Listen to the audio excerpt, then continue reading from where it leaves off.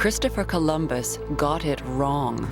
He sailed west from Spain in 1492 to cross the Atlantic, then mistakenly declared that the Caribbean islands he found were the shores of Asia.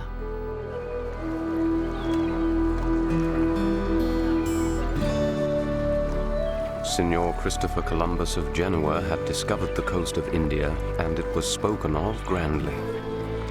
It was more divine than human to have found that way never before known to get to the Orient, from where the spices originate.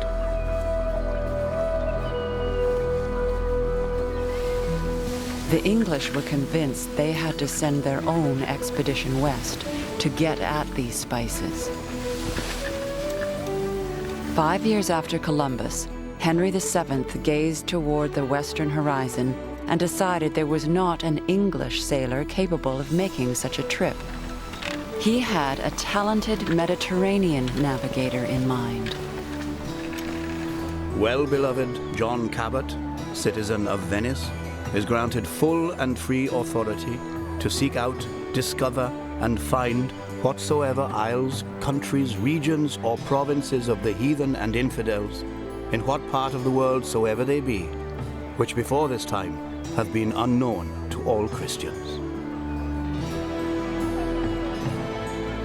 He was born Giovanni Caboto. But under the banners of the King of England, he sailed as John Cabot. He left Bristol on May 2nd, 1497, on a ship christened the Matthew. Cabot set a northerly course. A month later, he sighted land. New found land.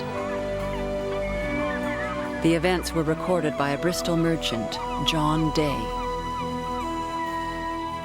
Cabot landed at only one spot on the mainland, very near the place where they first sighted.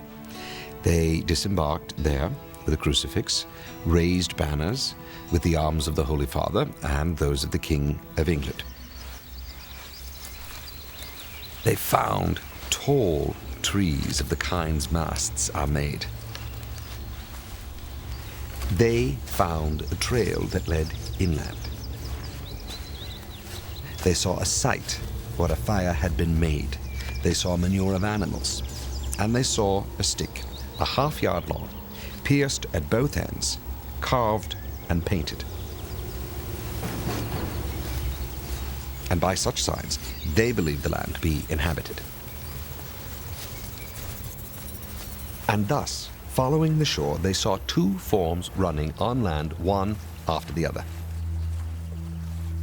But they couldn't tell if they were human beings or animals. Since, as he was with just a few people, he did not dare advance inland, beyond the shooting distance of a crossbow, and after that, taking fresh water, he returned to his ship. John Cabot spent only a few hours on the shores of the New World. Back in Bristol, he was received as a hero. He had claimed new land for England, and he said there were so many fish in the waters off this newfound land that they could be caught with a basket lowered over the side of a boat. That was all the fishermen of Bristol needed to hear. It wasn't long before other fishermen joined in. From the Basque Country and Spain, Portugal and France, they found enough cod to feed all the stomachs of Europe.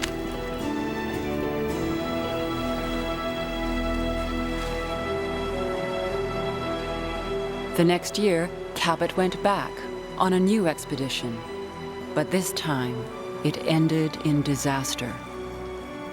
He is believed to have found the new land nowhere but on the very bottom of the ocean, to which he is believed to have descended together with his ship, himself the victim of the self-same ocean, since after that voyage he was never seen again.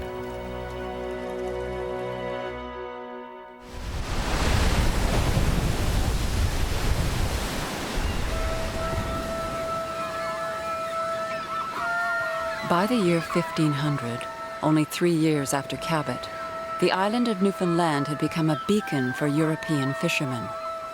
but rarely had sailors explored onshore to see what other wealth might be found there. Then, a Portuguese merchant came back with news. He had found people.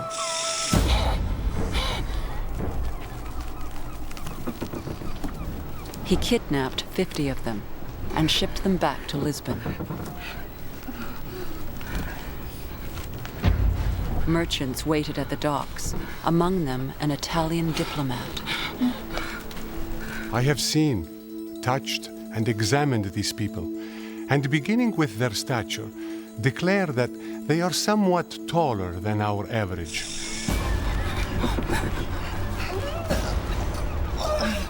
They appear to me to be in all else of the same form and image as ourselves.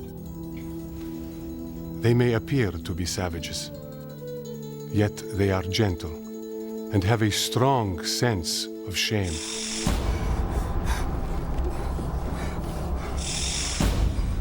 And are better made in the legs, arms, and shoulders than it is possible to describe, admirably fitted to endure labor, and will probably turn out to be the best slaves that have been discovered up to this time. The Newfoundland Indians could not endure their exposure to the Europeans. All of them died, and the merchants turned their attention back to the fish.